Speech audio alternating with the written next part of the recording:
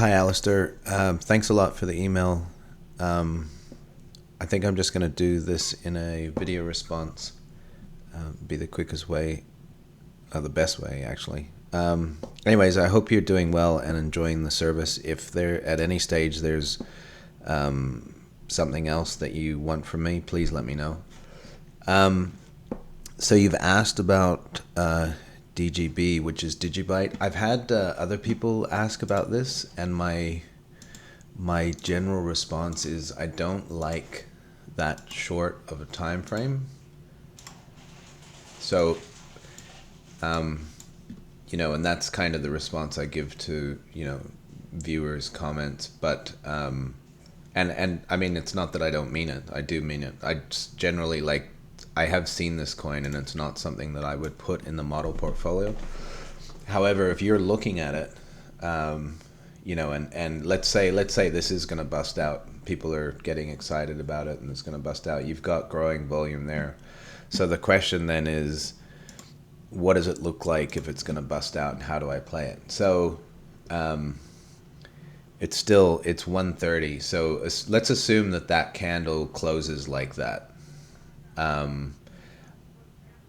I need, so again, it depends on your time frame. So if we're just looking at daily bars, I need something that's closed above that high, above this high. So this high is 279.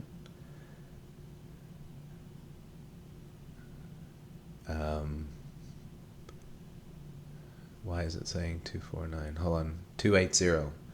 That high is 280 Bitcoin. So I need something that closes above that. And then, so, if you had a buying bar that closed here, then the next day, if price is starting to push above this bar's close, so again, a bar that closes above, and then the next day, if it starts to move above that close, then I would buy that on the presumption that it's going to push higher. So the only problem with that is, let's say tomorrow you get a buying bar that just, closes up here. You don't want to miss that. So what I would do is if you can, keep an eye on that during the day. So, if price is pushing up here, let's say tomorrow it opens here and you're now watching it on, say, hourly bars.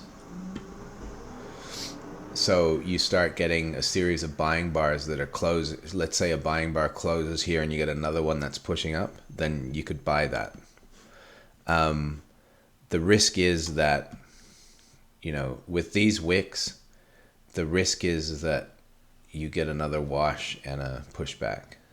And it's just kind of like VeChain, where I saw a big candle and I said, all right, exit here.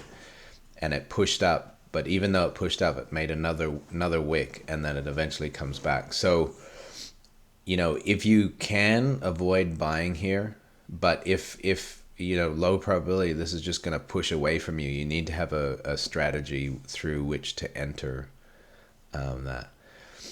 But I would guess here, and again, it's kind of hard to say. This is just one buying bar. You don't have a lot of history, but you might see price roll back here. Then I would look kind of that area there. So, this does look like it's pushing up. So if you get a retrace here, you could buy in anticipation of the next move up. Again, it's just difficult because there's not a lot to work with here. And also, if price pushes down here and it starts to...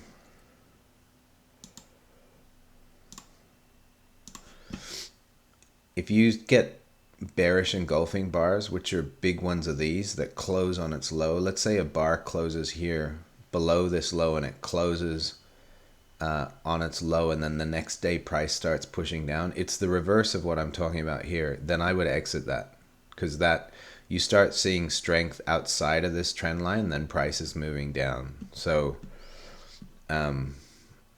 you're in a narrow range there, and you kind of...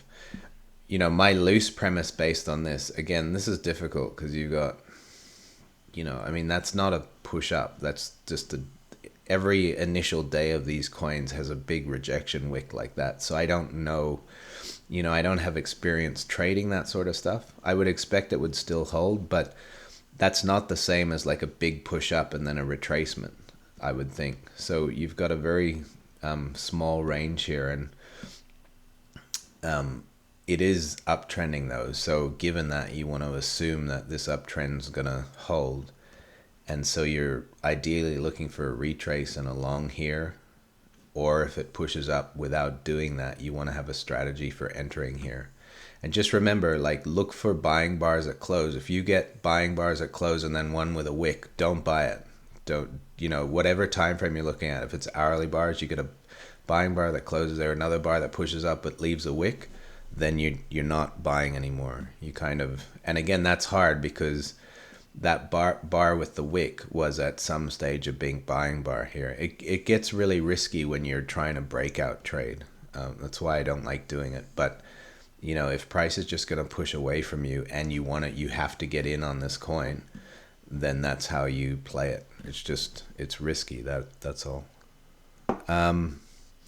So hopefully that answers your question. That's a bit waffly, and it's just, I kind of hope that you can see why this is harder when there's not a lot of price history to work with. It's more of a guess than I like doing, and so I just stay away from that. So you also wanted to know whether ZIL is a better entry point than VEET.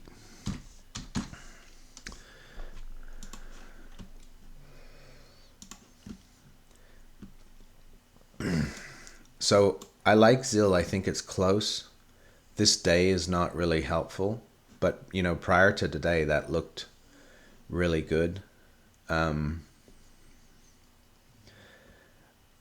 So I still think this is close. I still think this would pop. It's just a matter of what the weakness looks like now. So with that red bar, you can wait and see how far this price retraces. So for example, if it keeps pushing down here and it gets down, let's say ideally it gets down below this and leaves a really big wick, then I'm even more sure that price is going to break out. So, but now that this is red, you can afford to wait.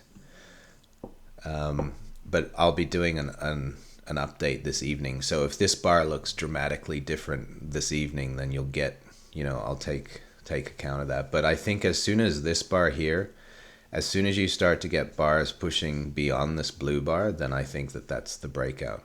So, at this stage, if this reverses and pushes up, then we're away. So this is still close, even though we're weak today. And VeChain. So VeChain I like, and I'm just waiting to get back into. I don't think this is necessarily that far away either. I wouldn't put that there just yet. And again, this is irrelevant to the chart analysis, but I'm kind of hoping it gets back to here because that's where I exited it. But what you really want to look for is what's happening inside of this wick here. So you've seen it come in and there's buying support, and now it's pushing back. So just keep watching this. So this is probably, and again, like, you don't want to look at these bars that are still changing, but if you got a big buying bar here today, then I'd have to say that people should buy it, because that the chances are that that's going to push away. So VeChain's also close because it's in this ideal zone. So your question is, which one do I think's a better entry today? That's tough because they're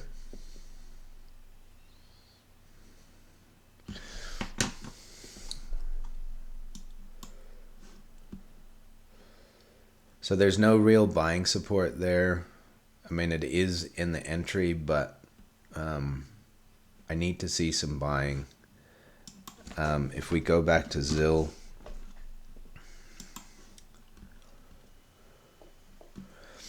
so this retrace is a lot further along in the piece, and you've had tests of these zones. You've got substantial buying. Then there's this air here, and as it's come back to the air is kind of here. You've got buying again. So if I had to guess, I'm thinking ZIL is closer. It's just, if you take this bar out of the equation, then I think it's definitely closer. It's just the bearishness today doesn't help us. So I would say ZIL in front of VeChain, but not by much. I mean, VeChain, I don't think VeChain's going to have this lengthy of a retracement, because if you look at VeChain, the upward movement here was a series of bars, whereas VeChain just pounded up. So, I think this retracement's going to come in short. It's not going to be as long-winded as ZIL's, but I think ZIL is closer to breaking out. But I want VeChain back in my portfolio. It's not something I don't want to be holding. So the moment that I think VeChain is a buy again, I'll let you know. Anyways, thanks a lot. Appreciate the request. And again, like I said, as soon as you email me something like this, it takes priority over everything else. So I'll do a video for you straight away. If you have any further questions, let me know. Otherwise, thanks a lot for subscribing, and thanks for the support. Appreciate it.